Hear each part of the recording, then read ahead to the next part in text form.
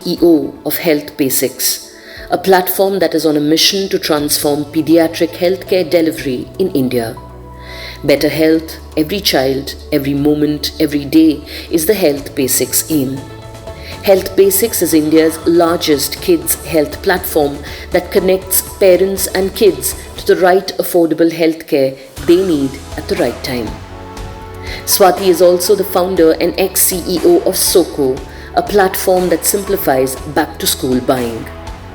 She served as the Chief Operating Officer of SNR Sons Trust, the Executive Director at Premier Spinning and Weaving Mills Private Limited, and Chair of FICCI Ladies Organisation Young Indians.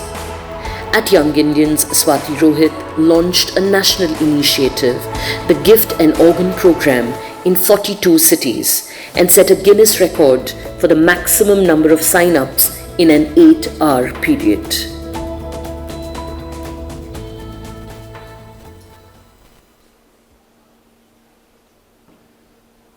Are co-founders of Juicy Chemistry, India's first certified organic skin and personal care brand. JC, as it is known to its numerous followers, has over 100 products in certification by EcoCert France in accordance with Cosmos standards. Headquartered in Coimbatore, this D2C brand has a presence in 5 countries and customers in over 20 countries. The entire range of skin and hair care products at Juicy Chemistry is handmade with select natural ingredients sourced ethically from organic farms around the world. Juicy Chemistry doesn't just stop at that. The founders have always ensured that the packaging is eco-friendly, sustainable and recyclable. In a constant endeavor to evolve and do better as a brand, Juicy Chemistry has now partnered with the Disposal Co. to recycle more plastic than it consumes and has taken a pledge to not only become plastic neutral this year, but also plastic positive.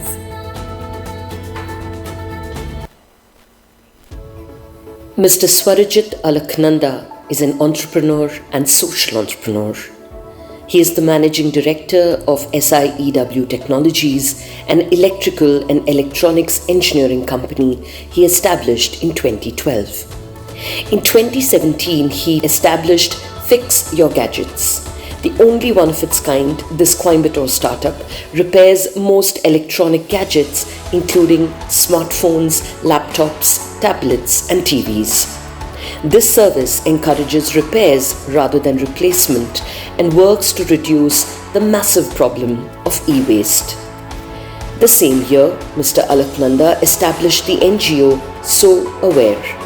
It aims to create social awareness for environmental and social issues with innovative projects such as the Seed Ganesha to eradicate usage of POP and toxic material in Ganesh idols.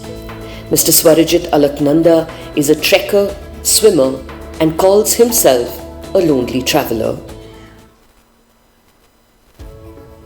The director of Century Apparels Private Limited, a garment export unit located in Tirupur, South India, Ms. Lilam Ruben has more than 3 decades of experience in the export business.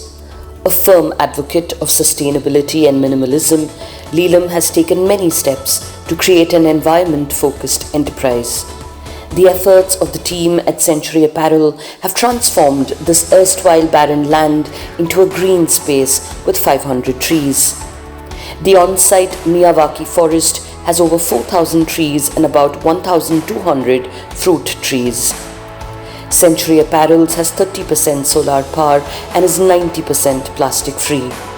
Lilam Ruben is passionate about painting and she loves to indulge in it in her free time.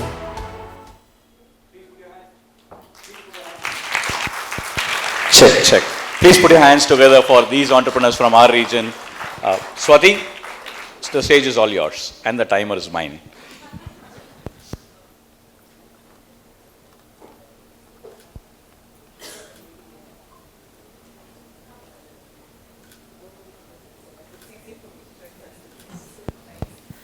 I think, post-lunch session, thank you so much, Pradeep, for waking everybody up. I'm not very funny, so I'm so glad he got you guys all up before we got up here. So right before I came for the session, I was actually saying bye to my son, and he looked up and said, "Where are you going?" So I said, I told him I'm going to the Thai GreenCon. So he's like, "Oh, sustainability." So he looked me up and down and he went, "Fast fashion for sustainable event." So I had to explain to him saying that, this is 13 years old, 12 years old, and 6 years old. So there's, just because, so I actually do reuse my clothes. But that being said, a lot is being spoken about sustainability in fashion, sustainability in different aspects. And I'm so happy to meet people from very different fields. One in, cosmetics and skincare, and Swarajit, I'm so inspired by what he does. Constantly, again, my son who keeps asking me for gadgets, right? So I keep telling him, if you find a way to fix it and can use it more than 2 years, then you come back to me and ask me to buy you that. So I don't think I should introduce Swarajit to my son Rana, or I'll end up spending a lot of money. And Lilam also, so inspired by your story too, and would love, I think it'll be very exciting for everybody to hear what she has done and what sustainability really means to her. With that, I'll probably start with Megha and Pritesh. So putting Megha on the spot, because most of the time when we sit here, Pritesh does all the talking. So I insist this time that it's going to be Megha who's going to tell us what really inspired them to develop the brand, your idea, and what are you guys doing now with sustainability as well as, just the brand itself. Juicy chemistry happened out of nowhere. We don't come from this industry. We don't have any kind of knowledge as far as skincare and cosmetics go. Juicy chemistry was born out of my own struggle with PCOS and looking for products that I could just use on a day-to-day basis for the general upkeep of my skin. I was so used to going for treatments and meeting dermatologists whenever I went to Bombay for any trips, and I would go for these peels and I would go for medicated treatments, because with PCOS, I'm sure now there's a lot of awareness around it, and people do hear a lot about how you get a lot of acne, you get pigmentation, you get facial hair and all of those problems. But it got to a point where do you put a line, and how often can you keep just going back to a doormat, and I was discussing with Pritesh and I said, I need to take, matters into my own hand. Let's just look for some simple options, some simple products that might just help me with keeping my skin healthy, nothing beyond that, just keeping that acne at bay. And so we were just shopping at the mall. We are so used to doing our grocery shopping since the last 20 years together that, when even in Coimbatore after my marriage, we continued that process. And it was literally a Sunday afternoon, and I told Pritesh, this looks really interesting. This person is telling me it's a natural product. What do you think? Should I give it a go? And he was, literally just fidgeting around, and he said, hey, but why is there propylene glycol in this? And why is there petrolates in this? And he said, if it's natural, it should not have these ingredients. I said, what do I know? I mean, I don't know anything about formulating. And because Pritesh comes from the petrochemical industry, he could identify these ingredients easily. And it just was like a tube light moment. We started asking friends and family. We said, do you know about this? And they said, no, I use XYZ brand. It's sourcing its ingredients, it's all natural. And it's, and literally, when I was using a strawberry lip balm in my, high school days, I used to think it actually has strawberry in it until I realized it was all just visual representation, and, the actual extracts were missing into the product. And that's how the research began. I have my background in journalism and criminology, and Pritesh, of course, comes from the petrochemical industry. So that's how we started doing our research.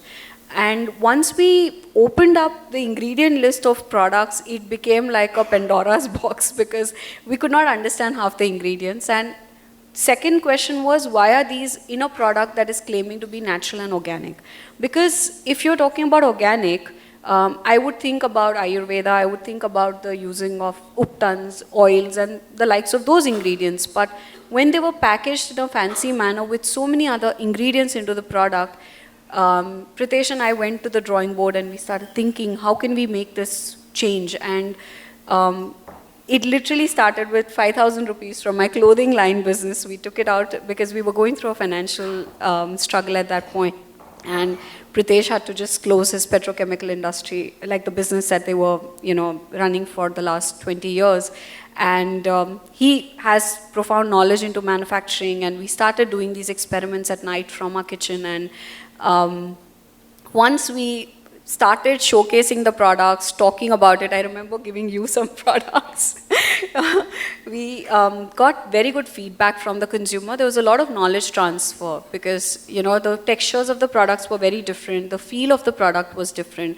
I mean, when I was talking about using almond, I was actually using crushed almond into the product. If I was talking about using cocoa butter, I was actually using unrefined cocoa butter and not anything else. And so the texture, the smell of the product was very different. But I love Coimbatore, I love this city. I think it's been so kind to us, and the product was appreciated very well when we started talking about it, because I believe here already age-old remedies, traditional ingredients are valued beautifully. So that's how Juicy Chemistry started. And today we are into our 8th year of operations. A lot of things changed, but our promise didn't change. We've continued doing what we've done from day one. When you talk about sustainability, I love how Pritesh was talking to someone outside and he said, we don't talk about sustainability because by virtue we are a sustainable brand, because everything we source is from the soil and it goes back into the soil. Even if we are making a facial oil, the almond is cold pressed, and that comes to us, and the pulp is compost, so it doesn't go waste. So it's a soil to soil brand that we've built over the last 8 years, and we continue doing that. While being aware of how consumption has increased over the years, I think even us as an e-commerce brand, we've been very mindful. We tell our consumers buy a product only when it's required, not hoard, because our products, the way they're formulated, we didn't need preservatives in those products, and they have a 6-month shelf life. So the products were completely new in the Indian market with no additives, no preservatives, no fillers, nothing. It was just pure organic product, which instead of you making at home, we were making and packaging it for you. So we follow a lot of practices. We have a recycle and reward program. We have tied up with the disposal company for sending out our, to recycle plastic that we use in 2% of our products. Rest everything is, the packaging is thought very beautifully. We are, utilizing glass, aluminium, paper, and so on. So. Sustainability is just at the DNA of the brand. It's not something where we've had to build on separately, talk about it, and use it as a marketing strategy. Because we chose to be organic, the two things ran parallelly. So, yeah. Thank you so much, Megha. That was, and I've been part of their journey from day one, and they did really walk the talk. Everything was organic, and from day one, packaging was, mindfully thought of, all of that. So congratulations on the huge success, and completely, deserved, because they put their heart and soul into what they did. And I think there are a lot of young, young students in the audience, and so we thought we'll start with how they came up with, the product, and how did they develop this idea, because I think everybody thinks that, you're born with this, or it strikes you, but, it can be just one random event that you come across, one problem that you're trying to fix, and that could really mean a lot and take you a long way. So would love to hear your story, Swathy. So I'm honored to be here first. And I run a startup called Fix Your Gadgets. We do repair electronic gadgets like computers, laptops, mobile phones, toys, remote control, mosquito bat, every electronic gadgets we do repair. That is what we are doing for past 5 years. And the inspiration, in the sense, it's not like a day inspiration at all. I came from a humble family from a town called Rajapalayam, South. So I came here, Coimbatore, for survival. I was working in a company. One fine day, it's like my life is going without problems. So I got a good job. I'm good at that. I bought my mom here. I'm staying with my mom. My personal life is going good, and I'm really getting good paid. So then I started thinking, everyone will have that. When we don't have any problem, we'll cause a problem or we'll help to solve a problem. So in that case, I started thinking what I'm doing. It's kind of life is very boring. I have faced so many challenges, and in a part I have feeling very boring. So I have to do something to this nature, what I'm giving back to the nature. That is the spark I got it. And immediately I got like, why don't we do farming? So everyone will do, right? We'll saw in newspapers and all, like IT employee left his job and started doing farming. I literally don't know farming, and my family really want me to do something else because they know the struggle in farming. So I started thinking what I'm good at. Instantly, from the age of 7, I was like breaking gadgets. They call it, at that time, it's like breaking gadgets. Each time I open a gadget, I'm very curious to know what it is, how it works. So each time I open a gadget, I'll get a big slap from my mom. So now they call it as a fixing gadgets. But earlier it was like breaking gadgets. So I was doing this from my age of 7. I was helping my friends, my neighbors, my managers, securities, whatever gadgets they got into repair, I'll just fix it and give it for them free. Then I thought of doing, why won't we do in our expertise? So I thought about recycling e-waste, and that is a very big challenge, which really government need to support to make it into the system. So I thought of why can't we repair? We start repairing the gadgets so that we can save 20 to 30% of e-waste gadgets which will end up in landfills. So that was how it started. That's it. Thank you. Thank you, Swati. Leelam, over to you. So, good afternoon, everybody. I know it's not the best of the time to listen to someone on very serious subjects. If I was alone, I just thought that, okay, I will give you guys a power nap break and then you can listen to the other speakers. So, okay, my journey is 20 years back, I heard someone just telling me, how long does it take to biodegrade a poly bag? I said, I don't know. She said 300 years. I said, really? Obviously, at 20 years, and even today, we don't really know how long it's going to take for a poly bag to biodegrade. But then, that moment, I took a decision that I'm never ever going to use a plastic bag, and it's 20 years. And I would say that in the 20 years, maybe about 5 or 8 bags or 10 bags I would have used, but that's what I kept it at. I've grown up in Mumbai 60 years back, which was, people lived a sustainable life. They didn't have to use his words, they didn't have to do anything because that's how the life was. So I've never seen a waste dustbin in my house growing up. And I was just talking to my mother this time, so how did you do all those things? So she said, one is the minimalistic thing, because I also belong to a faith of Jainism where, minimalist is a part of living, the way we live. And she said everything just got used. Hand-me-downs would go for at least 3 or 4 siblings in the house or in the cousin's house. New clothes were bought probably for a birthday or probably for Diwali or probably for a marriage function in the house. So minimalistic was already there. The only waste that was generated was the food waste, and that used to be given to the cows. Now 60 years back, 50 years back, Bombay, the suburbs were rural in that thing, and there were a lot of agriculture thing was taking place there. So that is how I've grown up, and all my dad's clothes would get converted into the bags to go to the ration shop or go do your vegetable shopping. So suddenly I thought, how far have we come from there? Now we are supposed to be the creation in the image of the Creator. We are supposed to be the protectors of this whole universe or the planet that was created for us. The animal kingdom, the plant kingdom, the sea kingdom, and what have we done? They are so perfectly aligned to the Creator.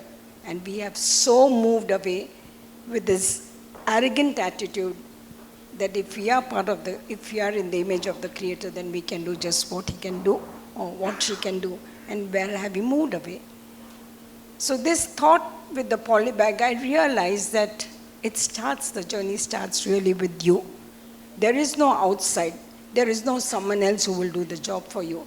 How mindful are we the way we are living? And that is all there is to it. I was very connected to trees.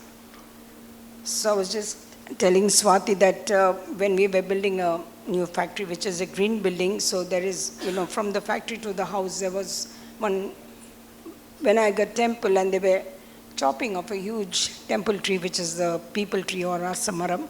And I was wondering why they're doing it. Then I thought maybe it's something to do with the EB line. Then my husband said, no, they're taking the tree off. I said, what's wrong with them? So I just sent the manager there. I said, tell them that if they don't want the tree, we'll take it.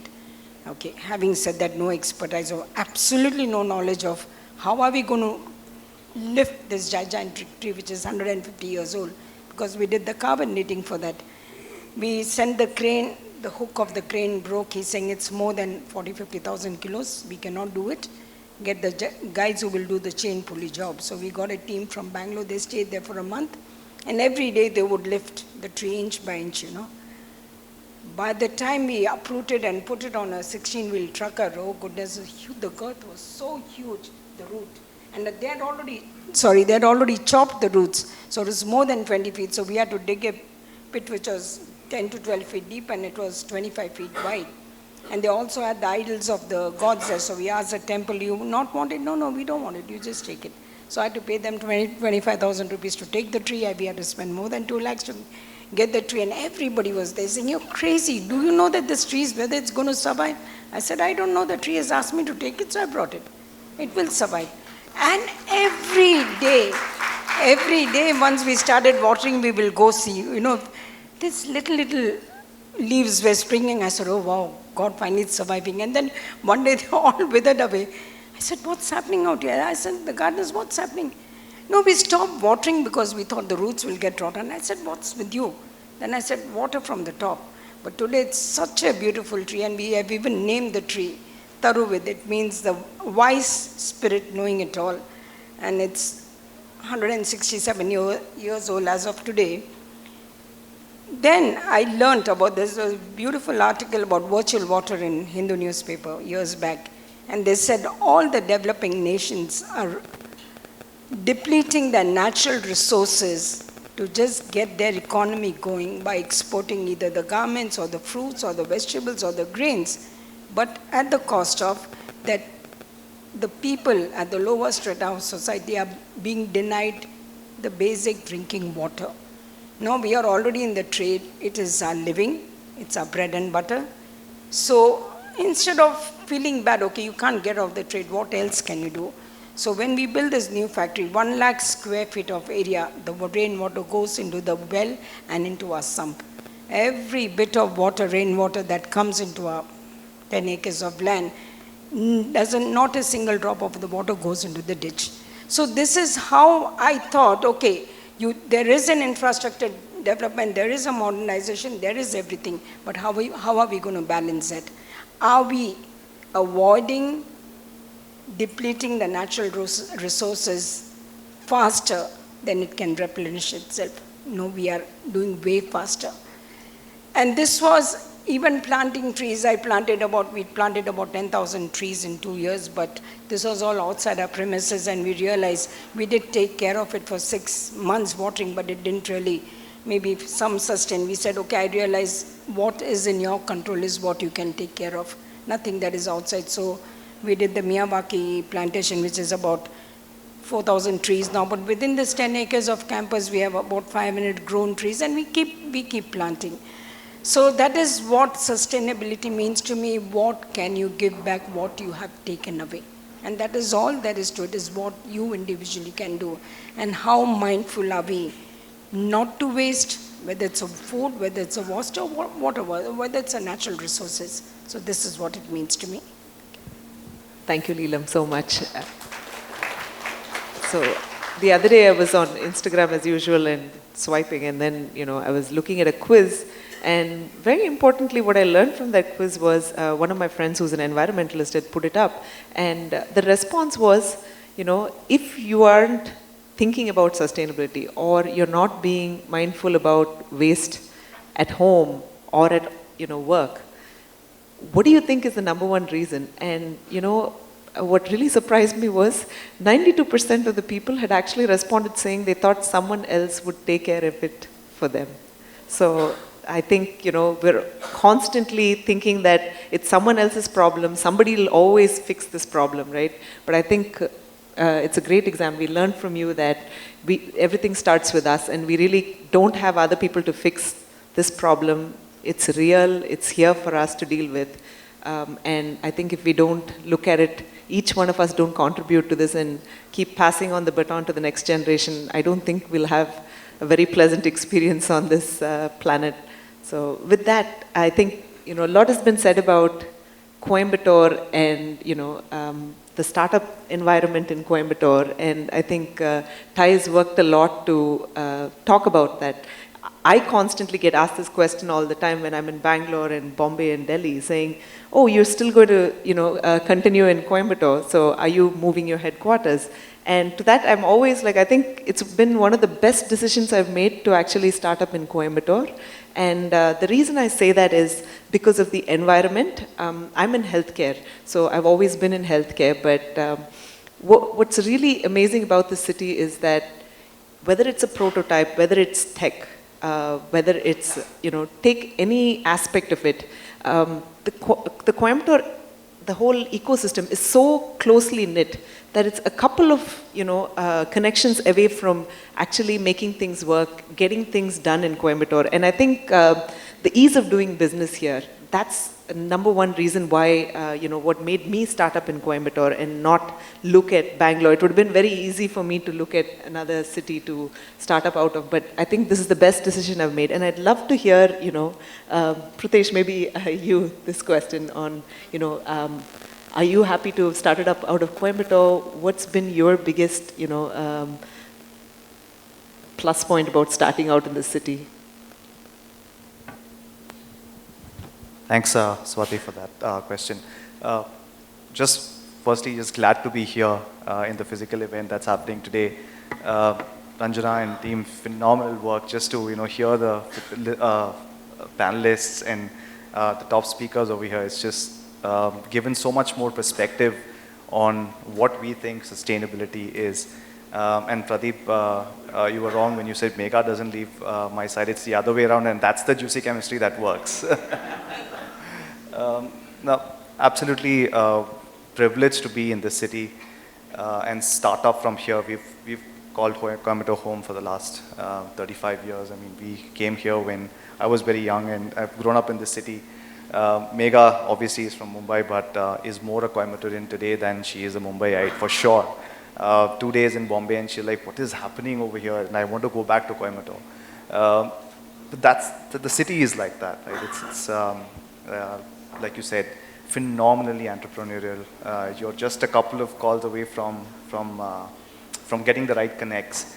And I think in today's world where connectivity is not much of a problem, it is a global market today, right?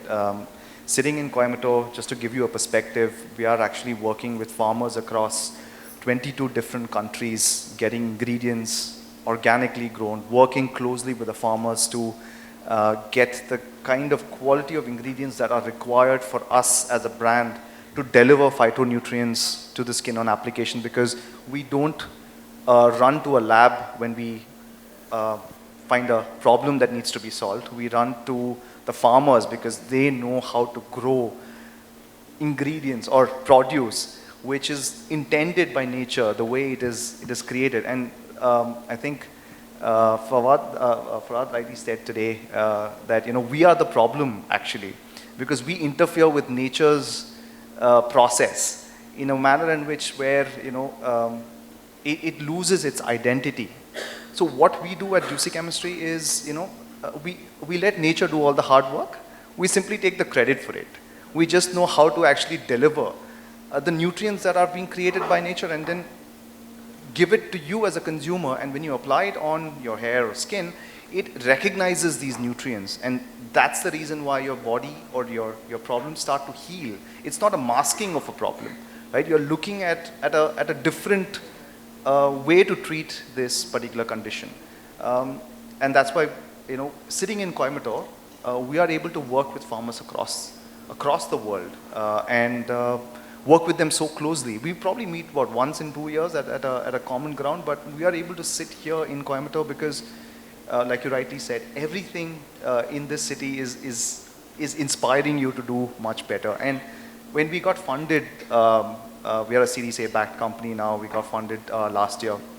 It was was obviously published, and the first thing that actually came up as a question was, are you guys from Bangalore or are you guys from Chennai? Because it was never heard of. I mean, funding to come to a tier 2 city almost, and with an investor like World Invest, who's a Belgium-based investor coming here.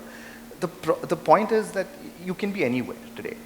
It's the product, it's the problem that you're solving gets the kind of attention and the resources that are required to then go global. I mean, we are sitting from Coimbatore and exporting to about 7 countries today and serving about 22 customers in 20 countries sitting from Coimbatore. Has its own advantages, but yes, they say that talent is difficult to come by and so on and so forth. But I think COVID has actually accelerated that process as well, right? I mean, today almost 25% of our team actually doesn't sit here in Coimbatore. It sits either in Delhi or Gurgaon or Bombay. And we are sitting here headquartered in Coimbatore. We don't have any other offices anywhere else in the world. So I think Coimbatore as a city has phenomenally given us the love, the recognition. And I think somebody said that yesterday as well, that because we were from Coimbatore, we got the recognition and the kind of push that we required, which probably if you did it in a metro or a tier 1 city, probably would be in a rat race. And probably wouldn't be here sitting, getting a Series A funding from phenomenal investors that we have. So very glad that this happened from Coimbatore. Thank you, Pritesh, for that. And Swarajit? In my case, it's not like for starting a company. It's like living here in Coimbatore is very special for me. Even I left my job. I had to leave my job since they want me to transfer to other city. I really don't want to move out of the city. I gave the resignation letter. And the thing is like not the strategy and all. I have been to Chennai a few times. My mom is from Chennai, so I used to go to Chennai. The language itself, right? In Chennai, they call Amma in different language, and in Coimbatore, everyone will call us in Amma, Ma or Kannu, like that language. That pleasing people are here. So many people, many well-wishers suggested me to go to Bangalore or Chennai to make better business or to get more money. But why is that money needed to live, right? I live in Coimbatore. I love to live here. I want to be with these people. These pleasing people will definitely help us to move us. And also, I always proudly say, fix your gadget startup from Coimbatore to other cities soon. That is what I love these cities. Thank you, Swarajit. And Lilam, I actually wanted to ask you a question in general. So you've looked at sustainability in, and you've spoken about plastics and all that. So you come from a textile industry and, I constantly debate this, right? Would you guys believe that, most of the landfill waste is actually clothing waste?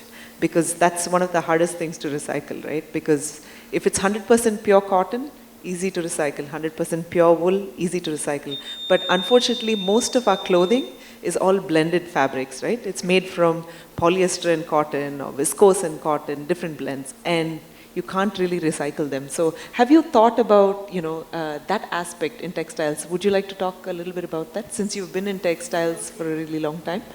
See, because we are exporting, but we have made a conscious choice that we will not go to the businesses who are run of the, into the rat race, and that's a conscious decision we have taken over the years. And we also deal with the buyers who are buying only cotton clothing. And the kind of clothing that we make is not something which is use and throw. It can, because we get a feedback from our buyers that sometimes even their siblings use the same clothes. So it's very nice material and it can be used for a longer period of time. Of course, 10% of our business would be polyester blends, but there's nothing really we can do. But we also know that container loads of clothes are coming from the US, especially to the port of Kandla in Kutch, where they do segregate absolutely new clothes or partially used clothes, and then it gets upcycled or recycled, and it goes to different nations in Africa and all that. So it's not that everything really goes into the landfills, but the packaging material definitely definitely goes, though each nation claims its own way of recycling, but we have no way of really checking it out if that happens. Thank you, Leelam, for that. So, either Pritesh or Megha, since you started out of Coimbatore, right? What was some of the, and this is again for the young entrepreneurs who are starting up. What were some of the first strategies you used to market your business since you were out of Coimbatore? How did you really build that brand, and what did it take? I'm sure they'll really learn a lot from you guys since you've built an amazing brand which really stands for quality products. So when we started off, obviously we were not convinced about what we were doing in the first place, right? Because it was just a conceptual idea. It was not something that we thought we could make mainstream. But it was a problem that we identified, but we didn't know how to go about it. So obviously there was no proof of concept. Like Megha said, we started with 5,000 rupees in a 10 by 10 kitchen. That was like Batman said today, right? I mean, because we didn't have a reference point and we had to do everything ourselves. We had to hone those skills and not depend on third-party manufacturers to just give us a product that we could retain, because that would be a Me Too product. We wanted to do something in the organic space, and there was no reference point that we could go to. So we had to do everything from scratch, reverse engineer products, understand why the formulations were in a certain sense, because every single product that we actually looked on the retail shelf was a similar, very similar formulation in a different marketing angle. So for us, it was very important to understand why we are doing what we are doing, first of all, and what we are looking to achieve by this. So first of all, we needed proof of concept. So we used to stand on these Sunday markets, 500 rupee stalls. Both Megha and I used to make the products throughout the week, package it in very primitive packaging. At that particular point in time, we didn't have a brand. We were an idea. So we used to stand behind those 500 rupee stalls and market the product one customer at a time, tell them the experience that we had when we went to a supermarket and what was getting sold to us. Well, there was coconut, pineapple, neem, hibiscus on the front of the label. At the back, something else was conspiring. So for us, it was important to educate, first of all, and get a response. And obviously, poor man's trial and error was the route that we also took, and not R&D, like he said this morning today. So, you know, it was we didn't have the capital to put in to understand. So we used to get a lot of feedback from the consumers, and that's how the product evolved, right? So it's important for you to actually find the right product market fit, which you can then take mainstream, first of all. And once you are convinced that, you know, you found a reasonably good marketable product, because you can never wait to keep perfecting the product. One of the biggest things that entrepreneurs do is, you know, keep perfecting the product, because then you're an innovator. Then you don't focus on business as the main motive here. So once you have a reasonably good product, then it's important for you to go and test it out in the market. And once you get some sort of attraction, then you can go back and say, listen, how do I get a better version of this particular product? So I think that's how we started off, more in terms of sharing the experience that we had, and also doing a lot of knowledge transfer. I think that gave us a lot of confidence when we saw it in terms of revenue. So it's a great validator for us. Thank you, Pritesh. And you, Swarajit? I didn't had any big strategy. I was I went to a friend and I started asking him that I do repair gadgets. Even few hours before, someone asked, you really do that? You really do that? 5 times they asked. So here, getting trust from the customer is a very big thing. So what they'll do with me is like when I go to son of my friend and ask that I can repair your gadgets, they'll be searching all the house and they'll get a gadget which can't be repaired. It's like a test. Okay, they'll give it to me. You go repair and come, then I'll trust you and give you the real problem devices. So once I have to fix it and give it back to you, they are like, oh wow, they'll dump lot of gadgets from the house, and also they'll tell to his wife, brothers, or some crazy guys doing something. That is how it started. So far we have around 8,000 plus customers, and most of them are from word of mouth. So once I go to an office to deliver a gadget, everyone will ask, what is this guy? Is this guy from a Swiggy, or is this guy from a delivery person? And when they tell I got fixed the gadget, It's like, oh wow, I have few gadgets, I have few gadgets. That's the only strategy. What we are doing is many people are not rely on repairing. Their trust is the main thing because they have the personal data in it. And even market is like, we can't trust them in most of the places. So as a brand, we want to build a trust to the customers and also in a smarter way. For example, if you all want to get a gadget, all companies you can sit in a place and order any gadgets, anything you want. Even as a food, they make you consume. If you want anything, they'll deliver it to your place. So the same comfort we are trying to give it. So if you have any gadgets, what we plan is you can just give us a call. Our team will come to your doorstep. We bring it to our place and fix it and give it back to you. So the same comfort which may help you to opt repairing. That is the strategy, only strategy till now. It's been 5 years and this is the only strategy we are doing. And if you mention GreenCon, you get 5% discount. Thank you, Swarajit, for sharing that. And the only reason I asked them this question was that constantly you get asked by people with ideas, right? And from college, from young entrepreneurs, that I have an idea, and when should I really go out into the market? Is it the right time? Is it the right time? So I keep telling them, right? If you keep asking that question, keep working on the product, the right time will never come. Just get in there and listen to your first few customers religiously, and it'll feel right, and it will come eventually, right? So keep listening to your customers because I think feedback is really important in the first stage, and I think that's how they built an amazing brand, and him too. So congratulations to all of you, and thank you so much for opening all our eyes. And at the end of the day, I'm inspired to do better, and definitely Lilam opened my eyes to going back home and implementing a couple of the things I heard today, and I hope all of you got that too today. Thank you so much. Thank you. May I request to raise, and I think our city people, our city entrepreneurs, they need a standing ovation, don't they? Yeah, they have put us on the world map.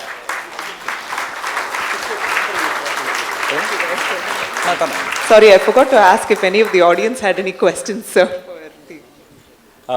So I'll let them take those questions during the break. We have a 1-hour networking session immediately, and I hope all of you will stay over for networking. And whatever you sell, Swarajit and Juicy Chemistry, I get 10%.